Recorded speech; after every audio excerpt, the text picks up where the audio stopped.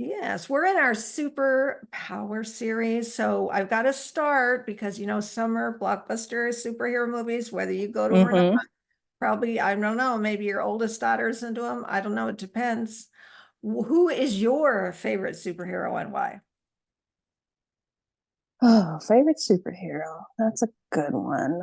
Um, You I may not have probably, one. I don't know.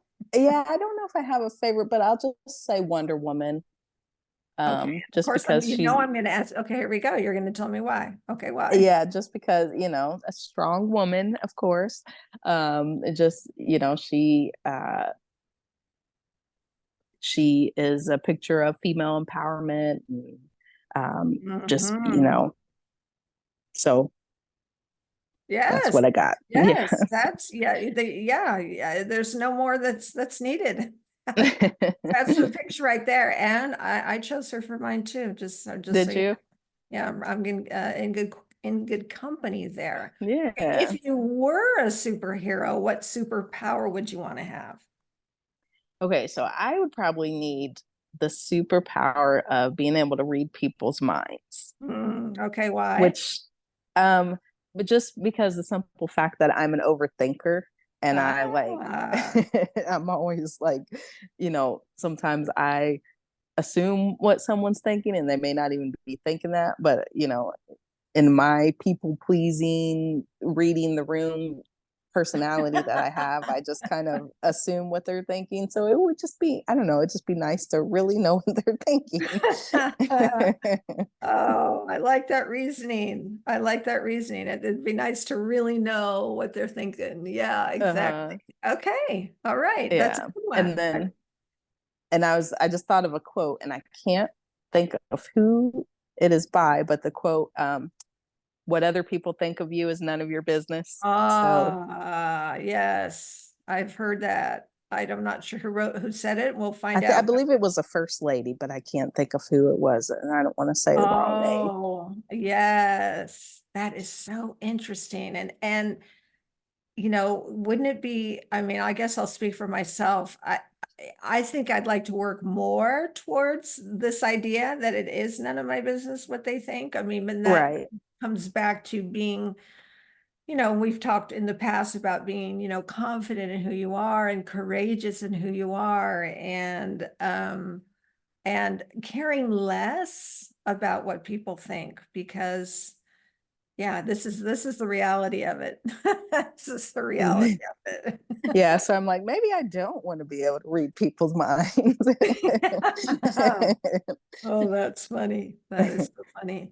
All right, so that brings us to your human superpower. What is your human superpower?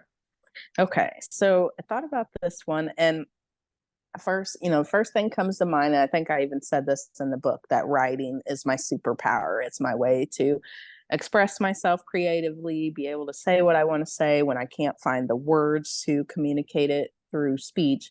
But then I feel like you have to be careful with that because we live in a world of social media and Facebook, and where people can say literally anything they want to someone, like a complete stranger, through a screen, and sometimes they say very hateful, mean things to cut people down, Right. and it's like, obviously, well, they could say that too. Well, I express myself better when I write than when I speak. So I want to be real careful about that, about I guess I don't want to take advantage of that and just say, well, that's my superpower, so I can do that. So, and also want to challenge myself, like if I would not say it to the person's face, I shouldn't be saying it, because I'm the type that I get real angry and I can, I want to say something real quick, but it's like, it's like, would you say that if they were standing here in front of you?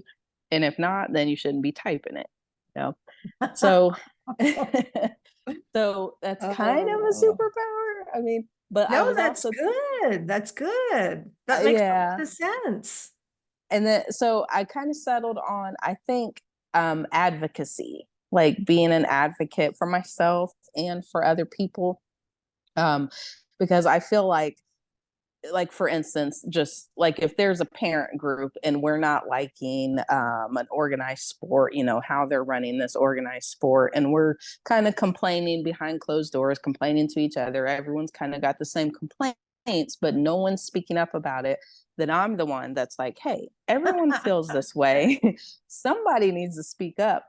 I'll be the one to speak up, you know? So it's Ooh. almost like that, like I'm not afraid. Like I'm not afraid to speak up if I, especially if I feel like other people are feeling the same way and they're not saying anything about it. It's like, well, I'll be the one to speak up, you know, and that's a real minor one. I mean, you know, if the worst thing that ever happens to us is we don't like our kids' coach or something like that, you know, that we're doing good. But at the same time, you know, there's other important issues that you need to speak up for yourself and for other people. So I feel like, I don't know, I just feel like I'm braver when I'm like speaking up against an Mm. issue or speaking out against a wrong or speaking out when like my voice is not being heard. And that could be as something as simple as my family member getting care at a hospital, you know, and it feels like they're just Mhm. kind of glossing over everything and not taking us seriously. Then it's kind of like, you know, you put that cape on and it's like, look, you need to listen to what I'm saying.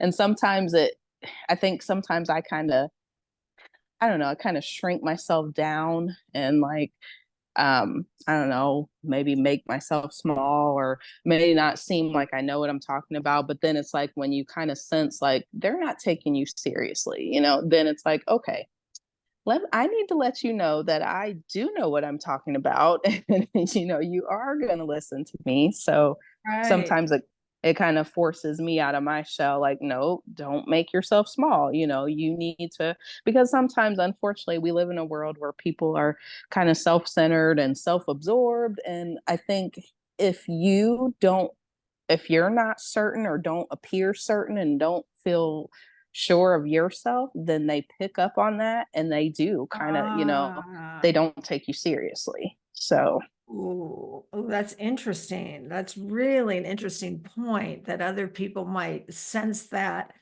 and then take advantage of it, which obviously is right. it's not something we want to have happen. Yeah. Yeah. Wow. Well, do you remember when I first talked to you about this series? This is going Uh back a huh. ways, and I told you that I knew what your superpower was. Yeah. Yeah. Well, I want to share with you what I yeah. think your Definitely. superpower is observing, and that is resilience. I Okay. think you Okay. are extraordinarily resilient. Having read your book, having kind of from afar, seeing what you've been through, I feel like you are the picture of resilience. And No, thank you. yeah, and then as you talked just now about your superpower being writing and your superpower being advocacy for yourself and for others, it struck me that words are a superpower for you That's true. because Yeah. in both of those instances you have to find the words in writing, Hmm. find the words in advocating for yourself or someone else, you have to find the words. And so Yeah. I mean, I first I thought it was like, I know what I'm going to tell her resilience. I'm going to tell her resilience. Now, as you're talking, I'm like, I don't know, maybe it's words. And of course, it's we're not having a test on this or anything, but it's just interesting to see, how we see ourselves and then also how others might see us because I don't know you like super well, but hmm this is what I'm picking up on.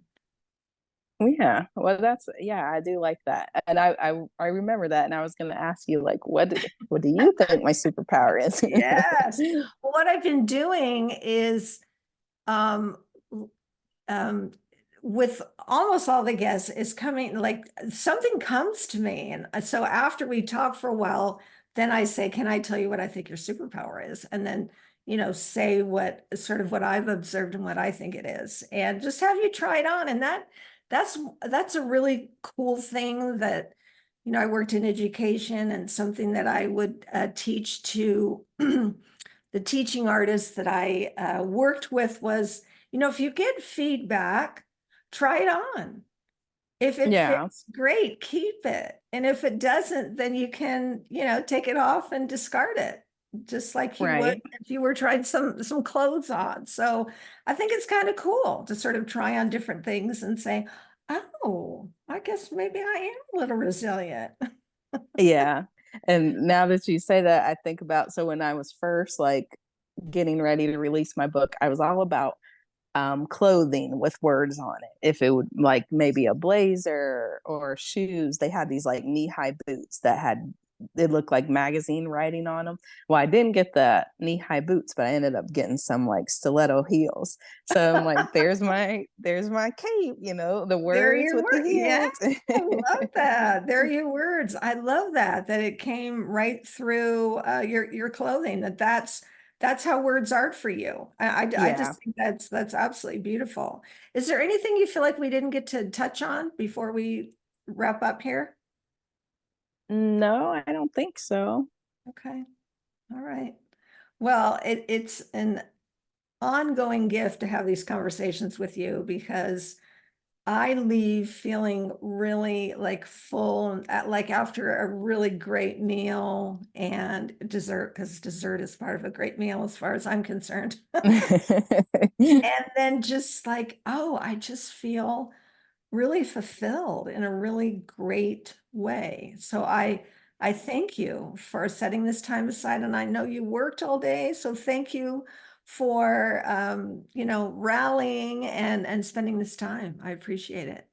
Well, thank you. I was gonna say, I just kept saying I got to make this time to have this talk because it does. After we talk or during while we talk, it's a great time, and I do. I feel fulfilled too. So Good, it's good. always good talking with you.